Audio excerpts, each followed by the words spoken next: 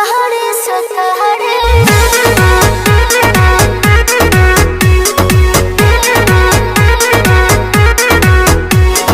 दिन भर के हम आइल बानी काम हो गइल शाम कुछ कर इंतजाम हो। सुना तारू हो बोली ना जी। हाँ। दिन भर के हम आइल बानी काम हो गइल शाम कुछ कर इंतजाम हो।